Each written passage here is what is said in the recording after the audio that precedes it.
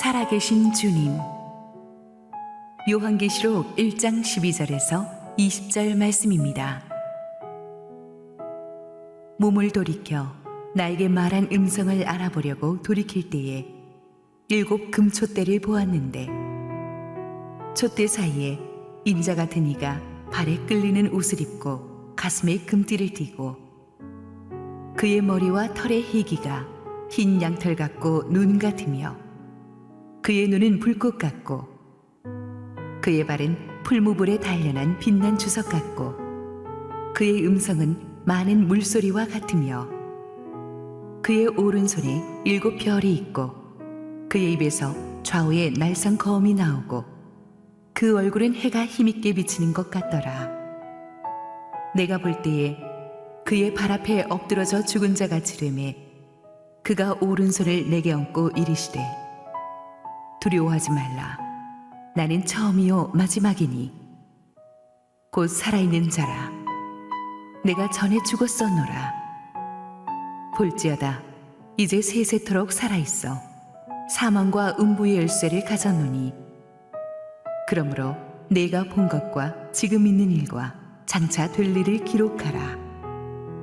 내가 본 것은 내 오른손에 7 별의 비밀과 또 7 금촛대라.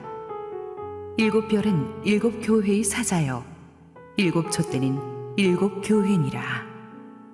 할렐루야. 우리 하나님께 감사와 영광의 박수 올려드리겠습니다. 우리 함께 기도하시고 하나님의 말씀 듣겠습니다. 사랑하는 아버지, 은혜를 감사합니다. 축복된 부활의 아침의 햇살이 우리 가슴 속에 쏟아집니다. 무겁고 칙칙했던 마음을 내려놓고 우리 주님의 음성을 듣고 일어나게 하옵소서. 부족한 종은 완전히 감추시고 우리 주님 홀로 영광받아 주시옵소서. 예수님 이름으로 기도했습니다. 아멘. 십자가의 죽음을 묵상하는 순환절의 무거운 마음을 뒤로하고 기쁨과 축제를 선포하는 부활절이 되었습니다. 사실 러시아 종교에서는 그 성탄절보다 부활절을 더 중요하게 생각한다고 하죠. 성도들이 부활절을 앞두고 집을 깨끗하게 청소합니다. 토요일 저녁 자정이 되면 목사님들이 종을 울리면서 예수님의 부활을 선포합니다. 성도님들도 그러면 예수님이 정말로 살아나셨습니다 라고 서로에게 인사합니다. 예배를 드린 성도들은 이른 새벽 거리 곳곳으로 흩어지고 아침 해가 떠오르면 만나는 사람들마다 서로 기쁜 얼굴로 인사하죠. 그리스도가 부활하셨습니다. 오늘날 우리가 부활절을 너무 종교적인 의식으로 지키지 이 부활이 우리 이 험한 세상을 사는 우리 성도들에게 어떤 영적 의미가 있는지를 잘 우리가 생각하지를 못하는데 오늘의 말씀을 통해서 우리가 좀 새로운 부활의 영적인 도전을 받기를 바랍니다. 부활절의 의미를 한마디로 정의한다면 죽음을 이기고 다시 사신 예수님, 이렇게 할 수 있겠습니다. 오늘 본문의 핵심 구절이 18절 말씀인데 함께 한번 읽어볼까요? 곧 살아있는 자라 내가 전에 죽었었노라. 볼지어다 이제 세세토록 살아있어 사망과 음부의 열쇠를 가졌노니.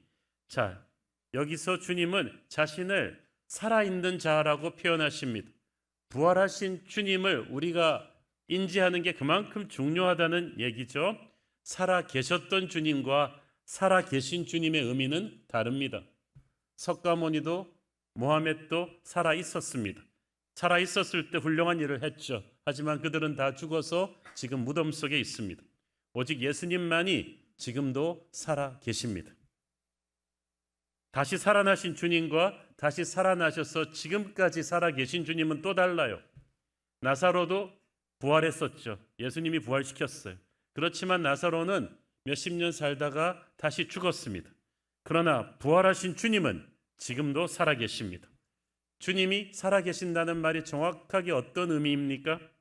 한 영화에서 보니까 전쟁터에서 쓰러져 죽은 사람을 죽은 줄 알고 가까이 갔는데 꿈틀하는 거예요.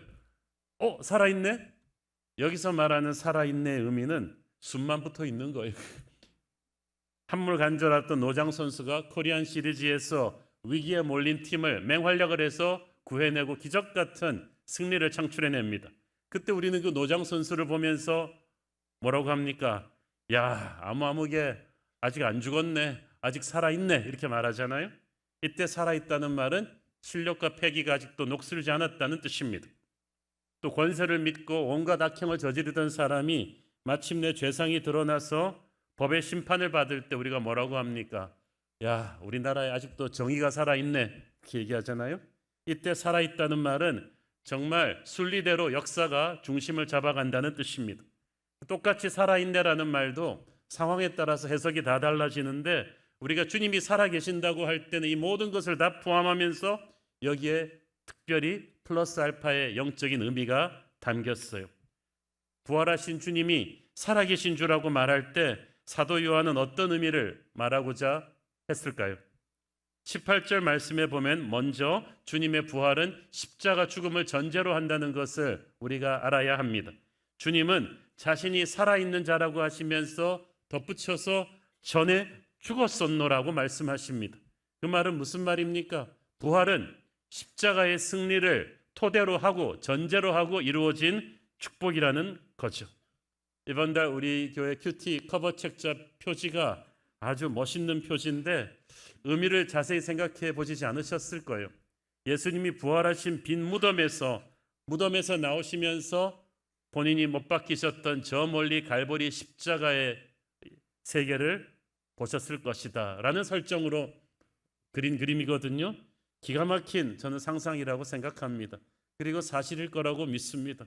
부활이 영광스러운 것은 십자가를 거쳐왔기 때문이죠.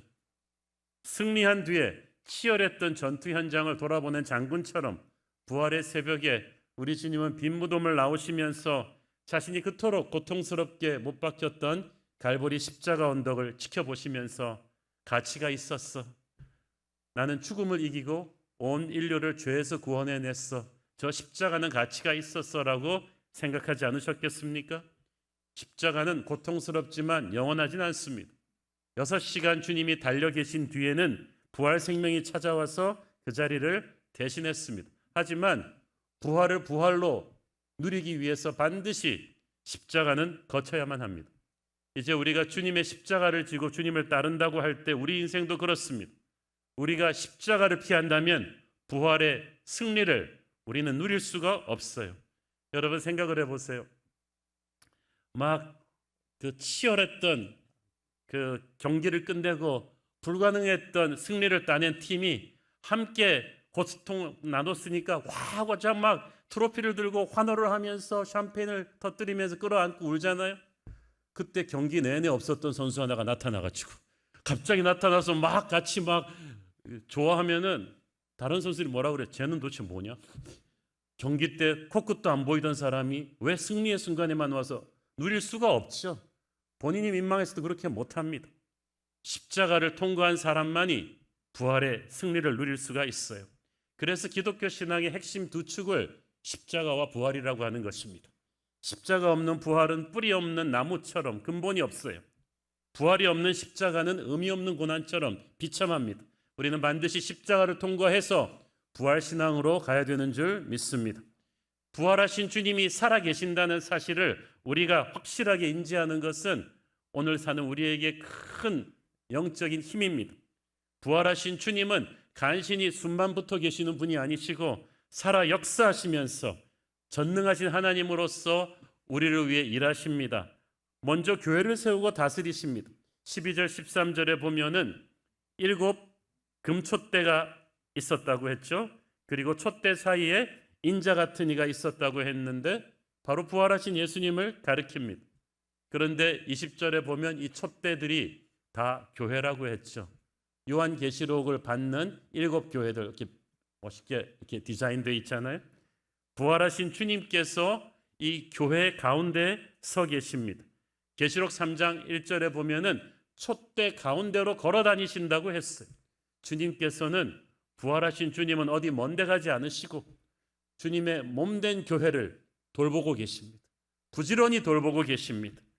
여러분, 조그만 가게도 주인이 있고 없고는 천지 차이죠.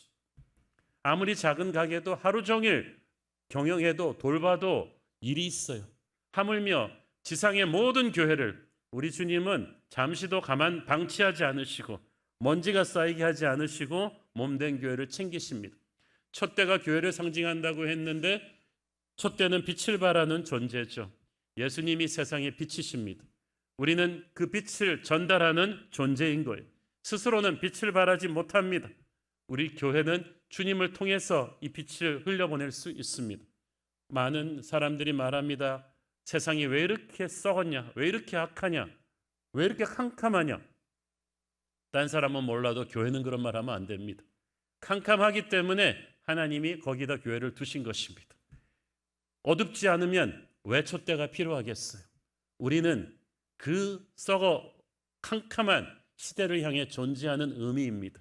우리가 존재함으로 인해서 세상은 암흑천지가 되지 않고 어둠 속에서도 곳곳에 등불이 있는 줄 믿습니다. 우리가 예수님 안에 있으면 예수님의 빛이 우리를 통해서 계속 세상을 밝힐 것입니다. 이 촛대가 금촛대라고 했어요. 하나님 보기에 그만큼 교회가 귀하다는 얘기죠. 교회가 아무리 작고 보잘것없다 할지라도 지상의 교회는 금보다 귀합니다. 하나님이 그를 귀하게 보십니다. 함부로 교회를 건드리는 자를 하나님이 가만 놔두지 않으세요. 부활하신 주님께서 이 교회를 돌보시고 다스리십니다. 교회를 통해서 이루고자 하는 사명이 있으시기 때문이죠. 그것이 살아계신 주님이 하시는 두 번째 일과 관련이 있습니다. 18절에 보면 죽음을 이기고 부활하신 주님께서는 사망과 음부의 열쇠를 가지셨다고 했어요. 이것은 지옥문의 열쇠를 가리키는데 이것은 지옥의 문을 부술 수 있는 절대 권세를 상징합니다. 우리는 죄의 노예가 되어서 다 지옥으로 갈 수밖에 없는 존재들이었는데 주님이 죽음을 이기시고 부활하심으로 인해서 우리가 예수를 믿을 때 이 지옥의 권세에서 자유케 되는 거예요. 부활하신 주님께서 바로 그 일을 이루셨고 이제 영혼 사람들에게 복음을 전해서 이 주님의 이야기를 듣고 예수님을 영접해서 지옥문을 부수고 나와서 천국으로 가게끔 하는 것이 바로 교회예요. 교회는 지상과 천국을 연결하는 브릿지가 되는 것입니다. 그 권세를 주님께서 교회에게 주셨기 때문에 교회는 평생 해도 못다할 이 놀라운 사명을 주님으로부터 받았습니다. 부활하신 주님께서 교회에게 주신 명령은 딱 하나입니다. 땅 끝까지 가서 세계를 커버하면서 복음을 전하고 제자로 삼으라는 거였어요. 우리가 전도하고 제자를 삼으면서 지옥으로 떨어질 수밖에 없었던 수많은 사람들이 이제 천국 백성이 되죠. 주님께서는 그렇게 하라고 공경명령을 내리셨어요. 교회는 숨만 쉬고 살아있는 것이 아니라 적극적으로 나서서 사람들에게 복음을 전하라고 하셨습니다. 이를 위해 하늘과 땅의 모든 권세를 주겠다고 하셨어요. 하늘의 모든 화력을 너에게 실어주겠다는 뜻이죠. 얼마나 가슴 벅찬 일인지 모르겠습니다. 하지만 요한 계시록을 기록되던 상황은 결코 시대 상황이 녹록치 않았습니다. AD 90년경 요한은 예수님이 돌아가시고 나서 수십 년이 지나서 반모섬에 귀양 가서 이 서신을 기록하고 있었는데 로마가 이 도미티아누스 황제의 무서운 핍박으로 교회를 탄압하던 때입니다. 뭐 그전에도 네로 같은 아주 광기 어린 폭군의 탄압이 있긴 했지만은 이 도미티아누스는 굉장히 치밀하고 집요하게 시스템을 펼쳐서 교회의 숨통을 조이기 시작했습니다. 이 도미티아누스는 자기도 치병 환자래 가지고 황제도 신이다. 그래서 종교의 자유를 줄 텐데 황제도 너희 신 중에 하나로 섞어서 믿어라. 이렇게 강요했어. 이걸 거부하면 너희는 불충이다. 반역이다. 로마가 아무리 자비로운 나라라도 그건 용납할 수 없다. 여기에 유일하게 반기를 든 게 기독교였죠. 기독교는 다원주의가 아니니까. 그러자 무시무시한 채찍이 돌아왔습니다. 기독교인들은 로컬 장사 클럽에 가입할 수가 없었기 때문에 기독교인들이 좌판 깔고 장사하면 전부 다 불법 장사로 매도되어서 쫓겨났어요. 일반 시민에게는 1% 매기던 대출 이자를 기독교인들만 50%를 매겼어요. 어떻게 삽니까? 툭하면 감옥에 가두고 구타하고 아이들은 학교에서 추방당하고 그래도 버티면 재산을 몰수당한 뒤에 사람이 살 수 없는 땅으로 추방당했어요. 그러다 보니까 지하 무덤으로 가고 카타콤으로 가는 거예요. 여러분이 그래서 그 당시 크리스천들의 반이 노예였던 거예요. 제대로 살려면 예수 믿을 수가 없어요. 그런데 숨만 붙어 있어도 감사한 그들에게 나가서 전도하라. 담대하게 로마를 두려워하지 말고 전도하라. 이게 됩니까? 수십 년을 견뎌왔지만 이제 도미티아누스 황제쯤 되니까 그때는 이제 많은 성도들이 지쳐 있었어요. 교회는 너무나 무기력해 보였습니다. 그래서 주님께서 요한이 죽기 전에 이 요한계시록의 환상을 보여주셨습니다. 그 환상에서 주님께서는 요한에게 특별히 부활하신 주님, 살아계신 주님의 영광을 똑똑히 적어가지고 7교회들, 그 당시 소아시아를 대표하는 7교회들에게 보내줘라. 그래서 그들이 세상을 이길 수 있는 확신이 들 수 있도록 하라는 거였어요. 결론부터 말씀드리면 진짜 학자들은 이 요한계시록을 각 교회가 받고 나서 교회들이 변했다고 말합니다. 이제는 그만해야겠다고 생각하던 많은 교회들이 다시 한번 일어설 힘을 갖게 된 것은 오늘 본문에 나오는 계시록에 기록된 부활하신 주님의 환상을, 그 영광의 모습이 교회와 함께 있다는 것을 다시 한번 확인했기 때문이었습니다. 요한이 목격했던 살아계신 예수님의 영광은 어떤 것이었습니까? 사실 예수님은 처음 육체를 입고 이 땅에 오셨을 때 요한처럼 그 모습을 생생히 기억하는 사람은 없었죠. 3년 동안 가장 측근에서 주님을 보좌했으니까. 그런데 그 요한이 60년이 지나서 계시록을 기록할 때 부활하신 주님의 영광을 보았을 때는 알아보지도 못했어요. 충격을 받았습니다. 너무 오랜만에 봐서 그렇습니까? 아니에요. 요한은 육체의 예수님은 잘 알았어요. 부활 전에 예수님은 잘 알았지만 부활하신 주님의 영광의 모습을 이렇게 정면으로 본 적은 없었거든요. 그래서 이것을 빨리 기록하면서 이 영광스러운 주님의 모습을 교회들에게도 알려주기를 원했어요. 13절 16절 읽습니다. 촛대 사이에 인자 같은 이가 발에 끌리는 옷을 입고 가슴에 금띠를 띠고 그의 머리와 털의 휘기가 흰 양털 같고 눈 같으며 그의 눈은 불꽃 같고 그의 발은 풀무불에 단련한 빛난 주석 같고 그의 음성은 많은 물소리와 같으며 그의 오른손에 7 별이 있고 그의 입에서 좌우에 날선 검이 나오고 그 얼굴은 해가 힘있게 비치는 것 같더라. 여러분, 이 모습들이 사실은 구약 성경을 차분히 읽어보신 분들은 좀 익숙한 표현들이 많이 나옵니다. 구약 성경에 나타나신 하나님의 영광이 여기 다 압축되어 있어요. 가슴에 금띠가 입는 긴 옷은 구약에서 제사장들이 착용하던 복장입니다. 예수님께서 신약 교회를 대표하시는 대제사장임을 뜻합니다. 구약 시대 때 그 대제사장이 성소 안에서 촛대와 촛대 사이를 오가면서 하나님께 제사를 드렸듯이 주님께서는 교회들 가운데 계셔서 교회를 대표하는 대제사장으로서 하나님께 중보하고 계셨어요. 그 당시 대제사장은 가슴에 12지파를 상징하는 보석이 새겨진 흉배를 달고 그걸 하나하나 만질 때마다 그 지파의 이름을 하나님께 기도하면서 눈물로 중보했죠. 이제 주님께서 우리 교회들의 이름을 하나하나 가슴에 새기시고 지금도 지상의 교회를 위해서 기도하고 계십니다. 우리는 그 주님의 파워풀한 기도를 먹고 살기 때문에 이 정도 버티고 있는 거야. 그래서 우리가 기도할 때 끝을 예수님의 이름으로 기도합니다라고 하는 이유는 우리가 반드시 예수님의 기도에 엎여야 되기 때문이죠. 여러분, 개미가 아무리 총알같이 달려도 그 마라톤 대회 이길 수 없어요.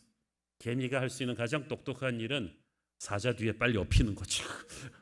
그러면 갈 수 있는 것처럼 우리의 기도가 아무리 유창해도 우리의 대제사장이신 예수님의 기도에 엎이는 게 최고죠.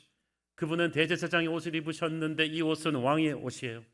온 우주를 다스리는 역사의 주관자이신 왕의 옷을 입고 세상을 통치하신다는 것을 교회는 알아야 돼요. 왜냐하면 그 당시 세상을 다스리고 있는 로마 황제는 왕의 왕이신 주님의 발끝에도 못 미치는 하루살이 같은 왕임을 교회는 알아야 되는 거죠. 그걸 모르니까 로마의 핍박 앞에서 계속 기가 죽는 거예요.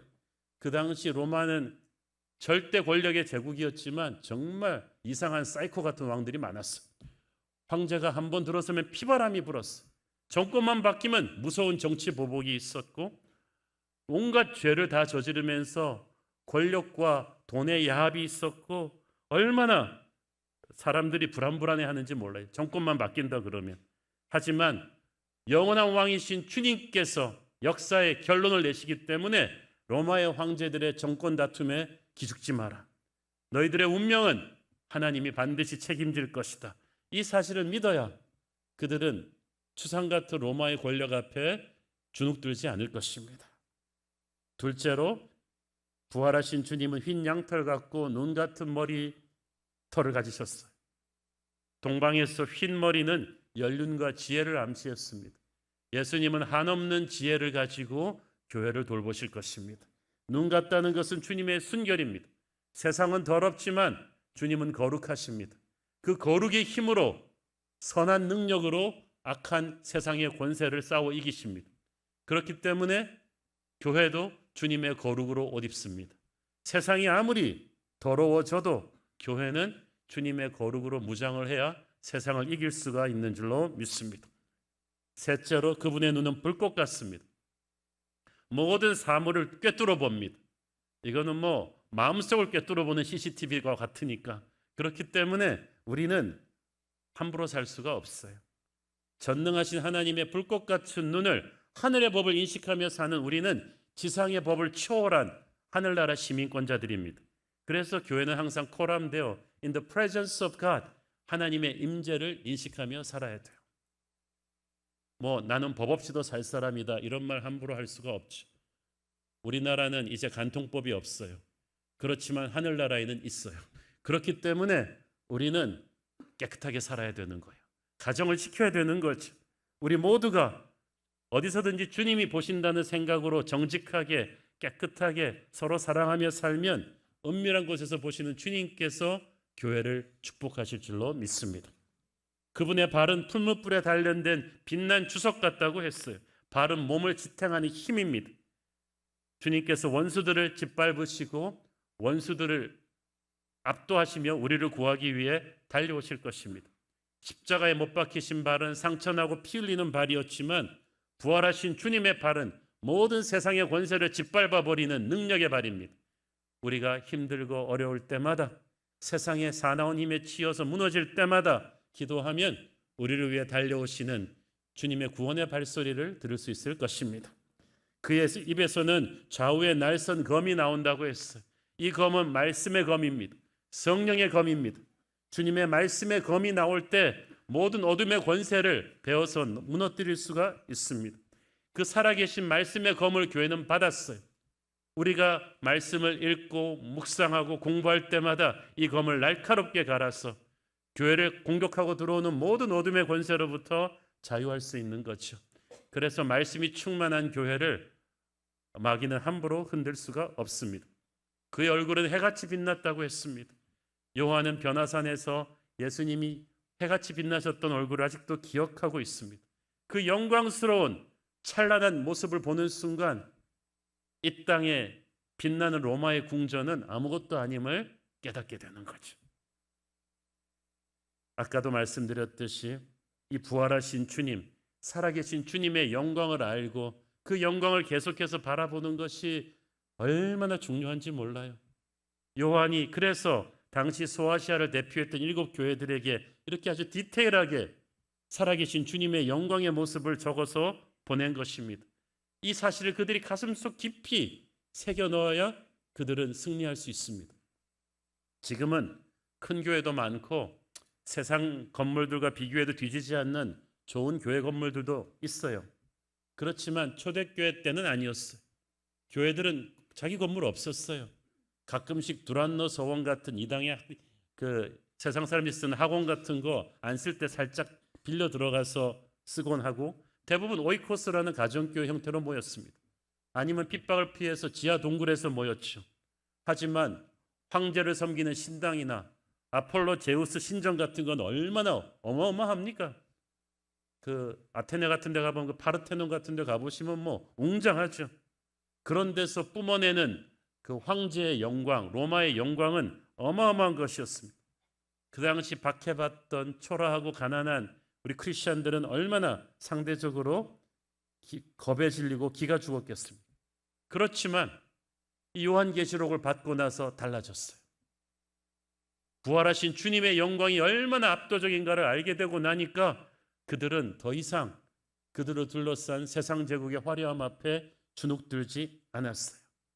태양빛을 본 사람들이 애지간한 LED 가지고 기죽지 않듯이 오늘날 이 사실이 위기에 처해 있는 우리 한국 교회를 살리는 힘이 될 것입니다.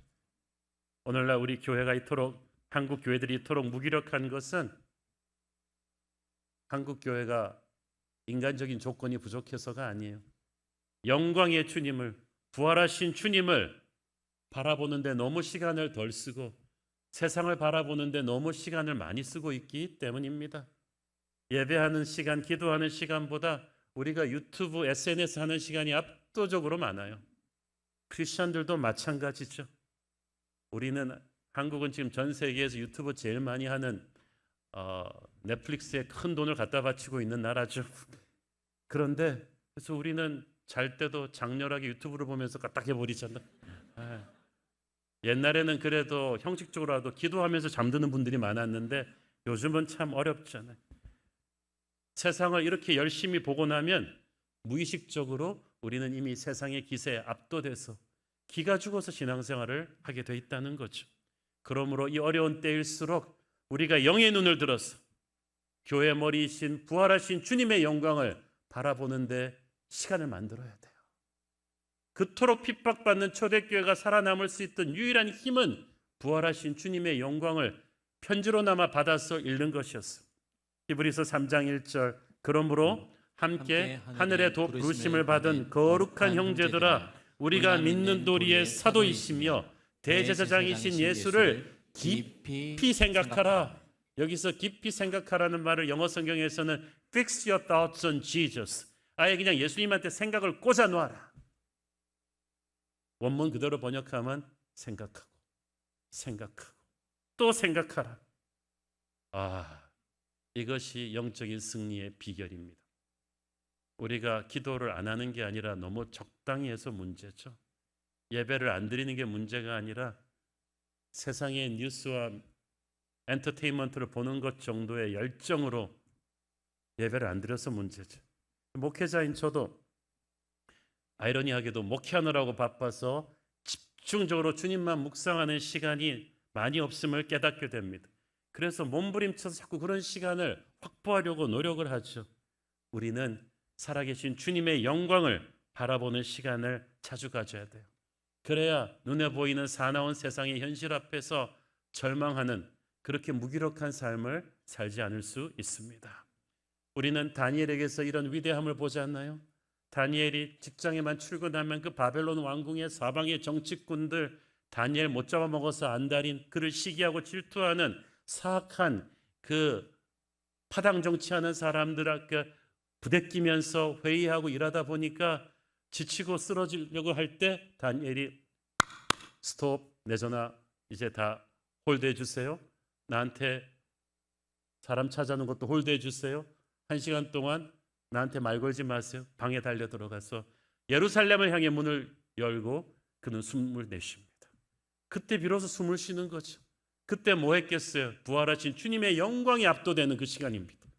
그렇게 하고 나니까 다니엘이 딱 문을 열고 다시 나올 때는 당당해진 거죠. 부활하신 주님의 영광을 바라보고 나니까 그 다음에는 왕을 만나도 기가 죽지 않아요. 어떤 사나운 사람들이 자기를 갈구어도 뭐 그러려니 이미 그 안에 은혜의 예방주사를 맞았기 때문에 오후 업무가 아주 편안한 거죠. 그리고 또 좀 지칠 거 싶으면 나 저녁 예배 시간이네.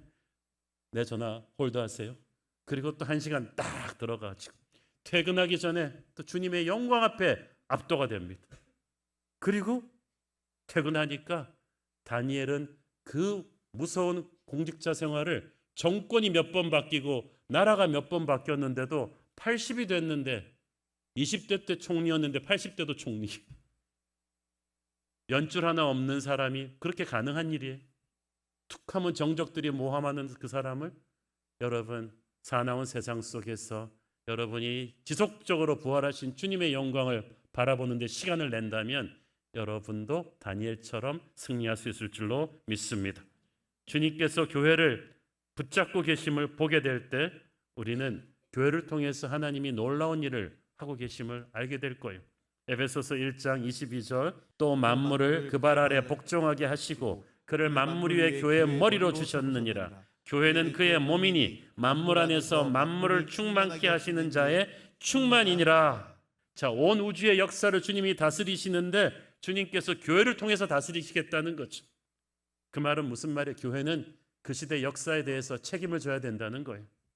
교회가 제대로 하면 우리는 그리스도의 영광을 세상 속에 펼쳐놓을 것입니다. 교회가 그리스도의 은혜로 충만해지면 그 교회가 존재하는 시대에 그 지역의 정치와 경제와 교육과 문화는 지옥 같은 상황에서 다시 회복이 될 거예요. 남북 전쟁은 미국의 끔찍한 비극이었지만 나라가 두동강이 나게 센 그런 시대였지만 아브라함 링컨 대통령이 백악관 집무실을 기도실로 만들면서 날마다 뜨거운 아침의 기도로 하루를 시작하면서 미국을 두동강 날 뻔한 위기에서 건져내잖아요. 교회가 그런 것입니다. 한국 교회는 이 지금 망가진 오욕의 역사 앞에 책임을 져야 됩니다. 이렇게 분열된 나라를 우리는 책임을 져야 돼요. 왜 이렇게 분열됐어요? 교회가 싸웠기 때문이에요. 왜 이렇게 타락했어요? 교회가 타락했기 때문이에요. 그래서 우리 교회가 정신 차리고 부활하신 주님의 영광을 다시 회복한다면 이 망가진 한국의 역사는 다시 중심을 찾을 수 있을 줄로 믿습니다. 살아계신 주님은 교회를 통해 역사하고 계시는데 그 역사하신다는 가장 큰 증거는 교회에 계속 말씀을 주신다는 사실이에요. 오늘 본문에도 12절 15절에 보면 두 번이나 주님의 음성이라는 말이 나옵니다. 부활하신 주님은 가만히 계시는 게 아니라 지금도 우리 옆에서 말씀을 주고 계세요. 음성을 주고 계시는데 그냥 무시해도 되는 음성이 아니에요. 오늘 15절에 보면은 그 음성이 많은 물소리 같다고 했죠. 저는 이 많은 물소리가 뭔지 좀 감이 없다가 오래전에 이렇게 캐나다 토론토 옆에 있는 나야가라 폭포 이렇게 관광 갔다가 딱 알았어요. 그 캐나다 나야가라 폭포 가보신 분들은 알겠지만은 거기서 또 이렇게 돈을 좀 주면은 관광선이 폭포 바로 앞까지 데리고 갑니다. 전부 다 우비를 입혀줘요. 그 앞까지 가면 막 소나기처럼 폭포의 파편이 튀니까. 그런데 더 히트는 그 앞에 딱 가면은요. 가기 전에 안내인이 얘기를 합니다. 여러분이 어떤 소리를 내도 그 앞에 가서 안 들릴 것입니다.